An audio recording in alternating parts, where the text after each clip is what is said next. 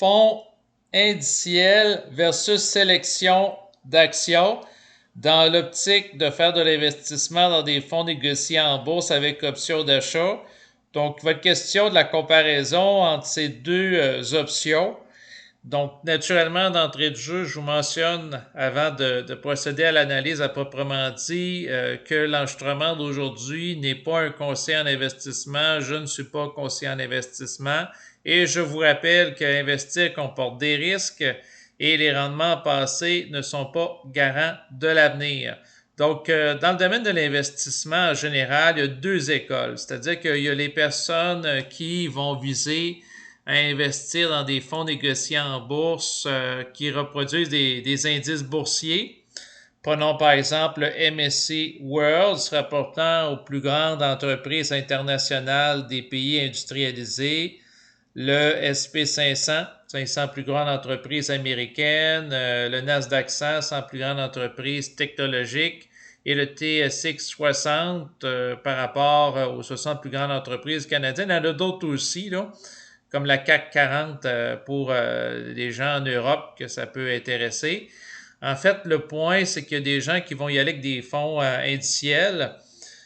Prenons par exemple Fred Rondeau, qui est un planificateur financier québécois, fait des vidéos que j'écoute depuis plusieurs mois, où il dit, ben, t'as pas besoin de casser la tête pour faire le suivi de titres spécifiques. Tu prends des fonds indiciels sur une longue période de temps, ça te donne un grand rendement.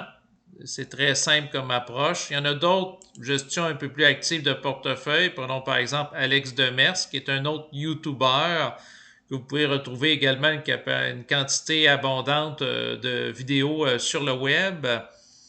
Donc ça, c'est des gens qui vont parler, comme lui, il parle d'actions spécifiques d'entreprise. Et tandis que Fred Rondeau, c'est des fonds indiciels, c'est pas en lien avec des fonds négociés en bourse avec option d'achat, mais leurs deux approches, on peut faire le pont là, par rapport à ça.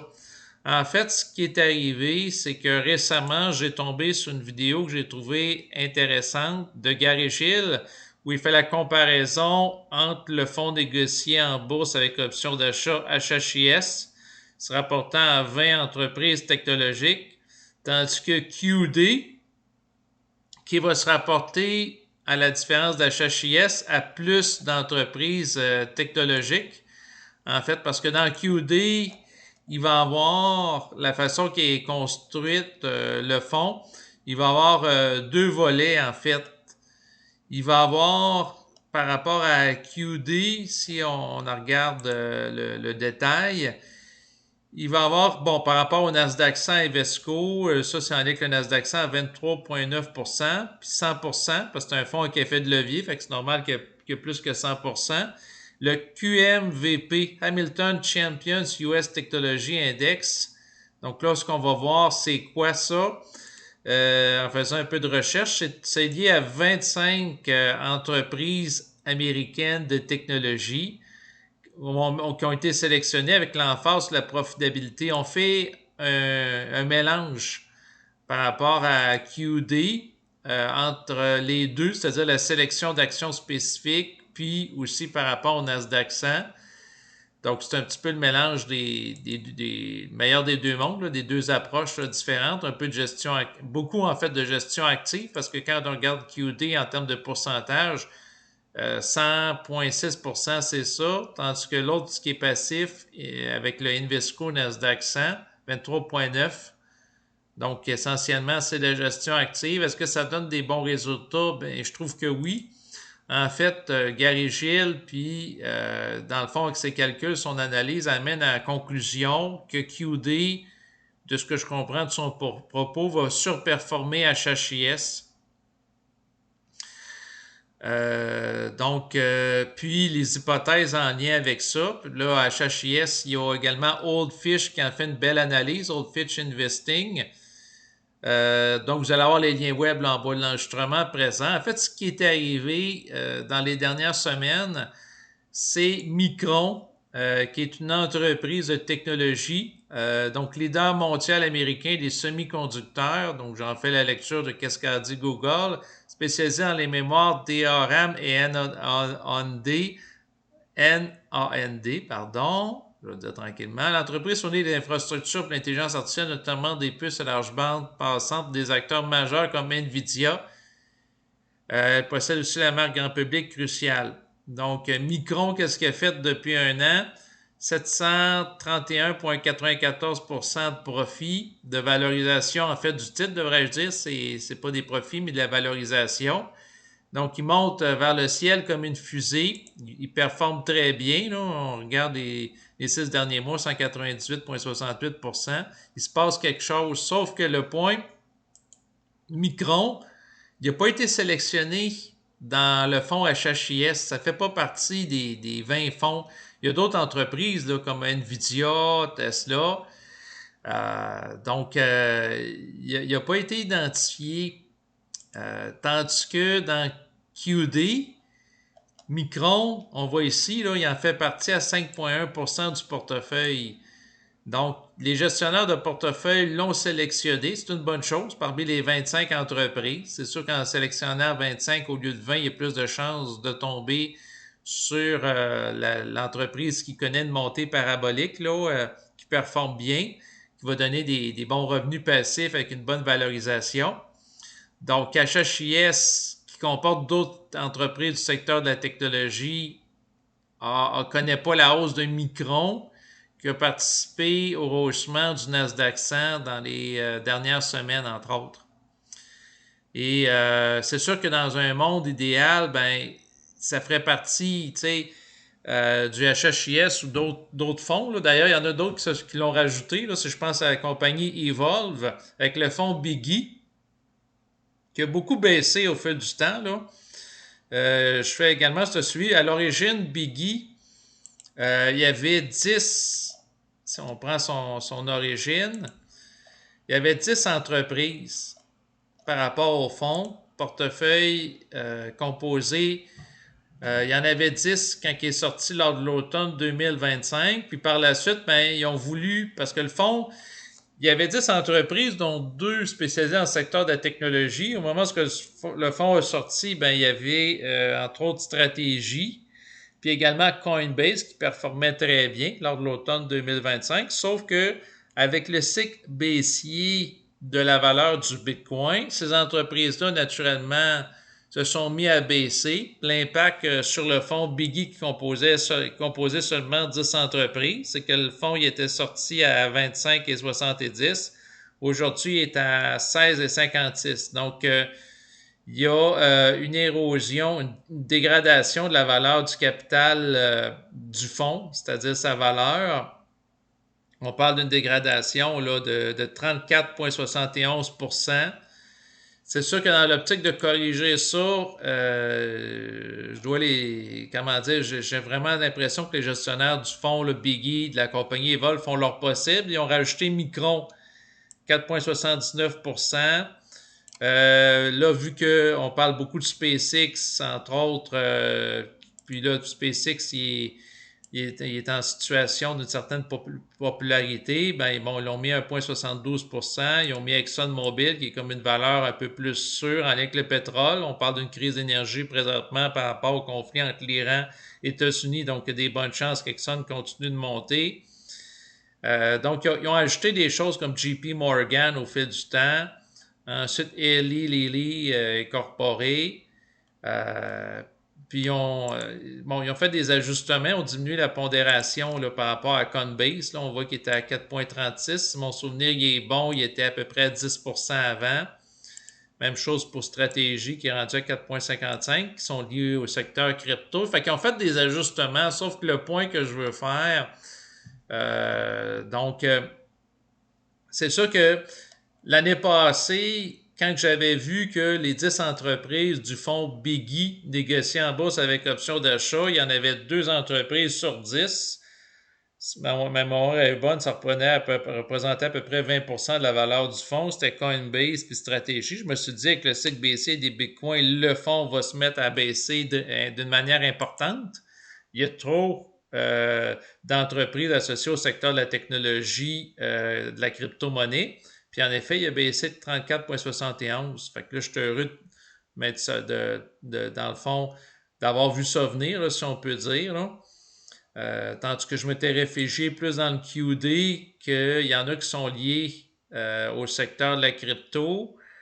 Mais il y en a 25 entreprises, là, mais c'est plus lié au Nasdaq 100 que de la crypto, là.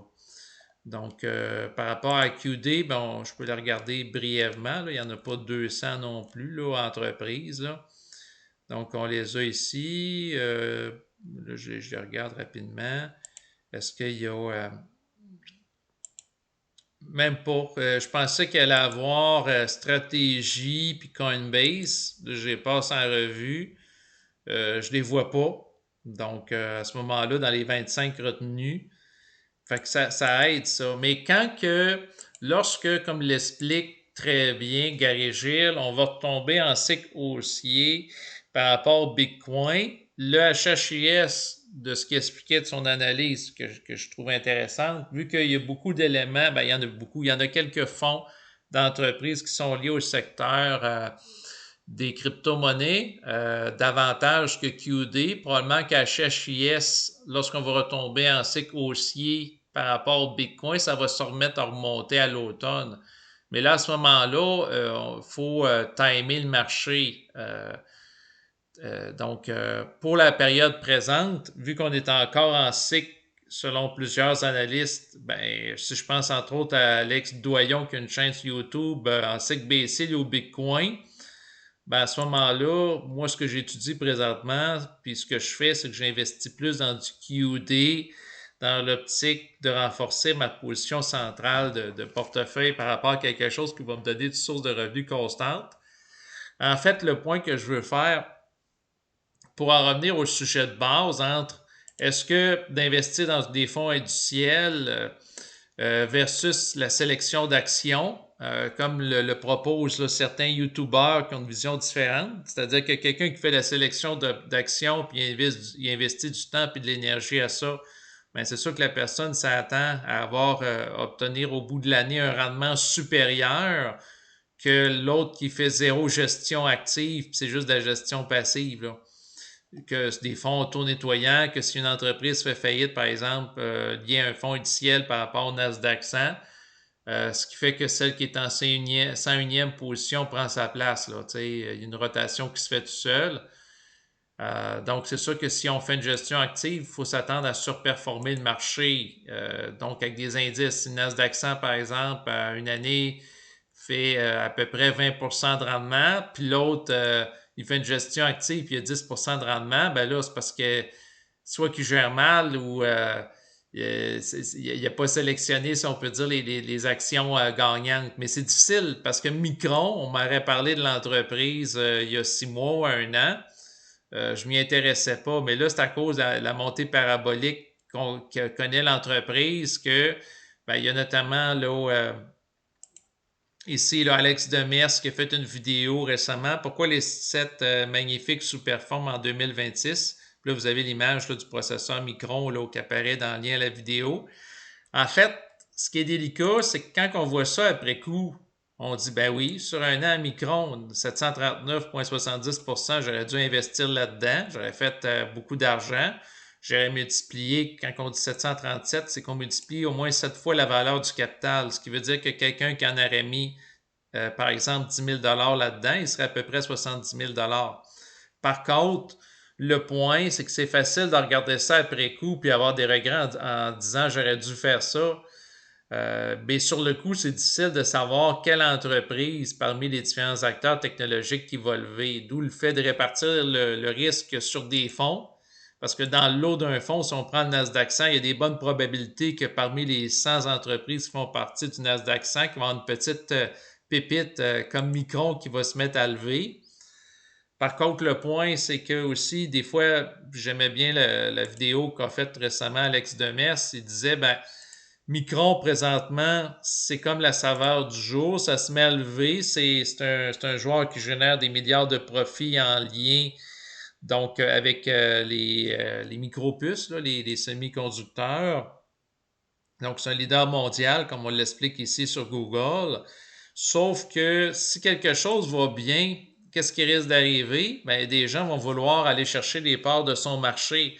Puis il y a probablement des entreprises qui vont chercher à développer des solutions technologiques en termes de microprocesseurs soient plus économiques que l'entreprise ou qui ont des propriétés de plus grande rapidité pour transmettre l'information, et ainsi de suite. Pourquoi? Parce que si une entreprise génère des milliards, ben, il y a d'autres personnes qui vont vouloir avoir leur partie du gâteau par rapport à un créneau spécifique. Ce qui fait que Micron, oui, présentement, c'est une entreprise qui performe très bien en termes de valeur d'action. Par contre, est-ce que ça va être encore le cas dans 6 mois, dans 2 ans, dans 3 ans? On ne sait pas parce qu'il peut arriver une autre entreprise qui va s'accaparer le marché, qui va la détrôner avec une solution technologique plus cher, moins cher puis plus efficace. Dans le domaine de l'intelligence artificielle, on a vu qu'il y a eu DeepSeek, l'entreprise chinoise, qui a réussi à générer une intelligence artificielle à coût moindre que celle d'OpenAI, qui est américaine. Donc, ça, c'est des choses qui peuvent arriver. C'est-à-dire qu'une autre entreprise va générer, par rapport au même type de secteur, une solution technologique qui coûte moins cher. Donc, j'en viens où à quelle conclusion? Ben, ça peut être intéressant un mélange des deux, parce que c'est vrai que dans le Nasdaq 100, il y a des entreprises qui ne performent pas tant que ça. Puis l'essentiel de la performance, si au Nasdaq 100, ben, c'est les 7 magnifiques, c'est-à-dire Google, Meta par rapport à Facebook, Tesla. Donc, c'est souvent celle que beaucoup de chroniqueurs financiers abordent. Donc, la sélection de titres, oui, dans un certain dosage. Par contre, avec d'autres éléments pour ne pas passer à côté d'opportunités comme Micron. Donc, présentement, dans les fonds, là, c'est sûr que présentement, je trouve très intéressant QD, surtout qu'il a augmenté ses revenus de distribution à chaque mois. Donc, non seulement la valeur du fonds s'est améliorée dans le temps, donc il était à 24 et quelques il y a à peu près un an, puis il est rendu à 29 $. Donc, c'est amélioré. En plus, les distributions sont passées dans le fond, au début, il était à 20 sous. Il a mené une période un peu plus baissière. C'est passé à 19,8 sous. Là, aujourd'hui, c'est rendu à 23 sous de distribution 2 fois par mois. Ce qui fait que ça fait 46 sous par mois de revenus passifs pour un montant de 29,07 $ d'investi. Donc, je trouve ça intéressant en termes de retour sur investissement et de revenu total, de retour total, devrais-je dire. C'est-à-dire que HHIS va donner, de mes calculs, un revenu plus important parce qu'une part d'HHIS, admettons qu'ils vont 11,40, ça donne 27 sous par mois. Donc, un retour plus grand en termes d'argent par rapport à des revenus passifs à chaque mois. Mais pour ce qui est du revenu total, c'est-à-dire autant la valorisation de la valeur du titre que le revenu par mois, c'est sûr que je trouve très intéressant QD, là. Donc, là, par rapport à ça, c'est sûr que le meilleur moyen de ne pas passer à côté d'une opportunité, ben, c'est que le fonds comporte une variété d'entreprises. Donc, c'est sûr que s'il y a 25 entreprises, il y a plus de chances de trouver, dans le fond, l'aiguille qui va surperformer le marché dans l'eau, l'aiguille dans la botte de foin, là, si on peut dire, que s'il y en a juste 20 ou qu'il y en a juste 10. Au début, Biggie, il y en avait juste 10 de la compagnie Evolve. Par la suite, ils ont racheté progressivement des entreprises. Mais c'est que dans le fond, de ce que j'ai compris, Evolve, eux autres, ils mettent l'emphase sur des revenus passifs réguliers à chaque mois. Chaque entreprise cherche à se démarquer dans les fonds négociés en bourse avec option d'achat par rapport à une façon de faire ou quelque chose qui leur est spécifique. Fait qu'ils donnent tout le temps les mêmes revenus, c'est-à-dire c'est quand même des revenus très élevés, là. On parle de 31,250, disons 31 fois 2, ça fait 62 sous par mois par rapport à un fonds qui coûte 16 par part. Donc, pour 16 ça donne 62 sous, sauf que la problématique que je vois par rapport à Evol, c'est la dégradation de la valeur du capital, là. Donc, tu sais, c'était à 26,74 ici. Là, c'est tombé à 16,48. Ça s'est dégradé 10 là. Puis probablement que ça risque de continuer tant que ben, je ne sais pas si ça va continuer parce qu'ils ont rajouté d'autres fonds, là. C'est moins axé sur les cryptos que ça l'était. mais le fait que le marché des cryptos, c'est-à-dire Bitcoin, puis ce qui s'y rapporte, entreprise Coinbase d'entreposage de crypto-monnaies, Stratégie qui est une trésorerie de Bitcoin, sont baissiers. Ça, c'est des éléments qui peuvent faire baisser la valeur du fonds, là. Mais lorsque le cycle crypto reprend, mais ça risque de participer justement à rehausser le fonds. Mais le point, c'est d'identifier les entreprises qui vont surperformer le marché individuellement. En choisir 10, c'est difficile. Si tu en rajoutes quelques-unes, ben, comme ils ont fait pour essayer de rehausser la valeur du fonds, c'est ce que j'ai l'impression qu'ils ont voulu faire, là, parce que la valeur du fonds de l'actif net s'est dégradée avec le temps. Donc, ils ont rajouté des entreprises comme Micron pour aller chercher, je pense, la belle hausse que ça connaît. C'est pas mauvais, mais c'est parce que là, c'est des correctifs. Puis quand tu fais le correctif, si tu achètes l'entreprise à un sommet qui est élevé par rapport à son sommet historique, tu vas moins chercher de l'entreprise quand il est plus bas. Mais pour savoir l'entreprise quand elle est basse puis quand elle va remonter, ben on peut pas vraiment être sûr à l'avance à 100%. Fait que là, ça devient touché, ça devient délicat. Fait que tout ça pour vous dire quoi dans mon analyse, c'est que moi, je vois plus présentement en tant qu'investisseur qu'un mélange des deux. C'est-à-dire que dans le passé, je mettais beaucoup l'emphase sur la HHIS dans ma stratégie d'investissement, parce que ça se rapporte à 20 entreprises. Là, QD, il y en a au moins 25, plus une partie liée au Nasdaq 100. Fait que là, à ce moment-là, je trouve que le risque est mieux réparti par rapport à ce que je suis prêt à contenir puis analyser, à assumer. Mais ça, c'est propre à chacun, puis selon ce que la personne veut faire, puis ses convictions.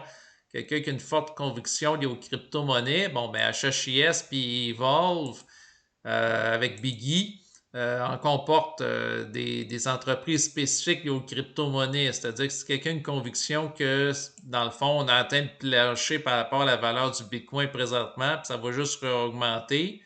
Ben, quelqu'un peut investir là-dedans. C'est pas ma conviction au moment où j'ai fait cette capsule vidéo au mois de juillet 2026. Par contre, j'ai l'impression que le bas du plancher, on va l'atteindre entre le moment présent et octobre, donc 2026. Donc, j'apprends la patience. Mais éventuellement, en effet, quand c'était le bas du plancher, j'ai l'intention de racheter entre autres du HHIS, puis du MSTE, que là, ça va surperformer les principaux indices boursiers pour une période de plusieurs mois, advenant qu'on tombe en cycle haussier comme dans le passé, c'est-à-dire sur un cycle de 4 ans, 1 an à la baisse, 3 ans à la hausse. Or, si on tombe dans une hausse d'à peu près 3 ans, là, ça va être intéressant puis payant. Mais il faut savoir quand rentrer puis sortir quand on fait une gestion active, tandis que quelqu'un qui investit dans des fonds indiciels et au Nasdaq 100, ben, la personne peut dire j'en achète à un moment donné puis je fais juste laisser ça là, sur le marché. Fait que c'est propre à chacun. Je voulais analyser les deux possibilités avec vous.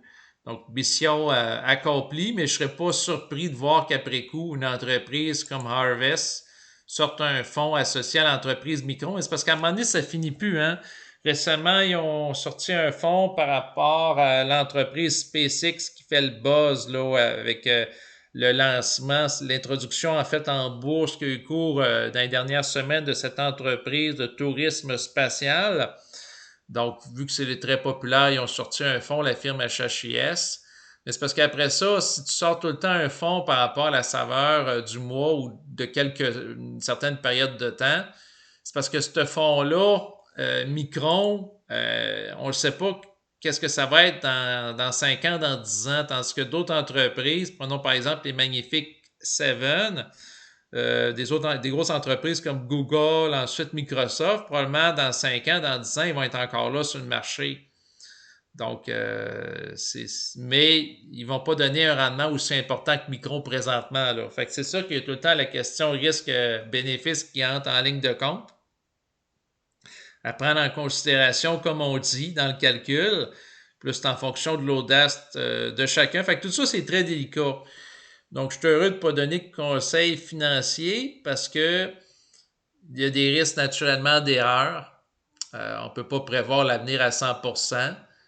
Et donc, sur ces considérations, ben, je vous laisse. Je vous remercie de votre écoute et je vous dis à bientôt. Au revoir.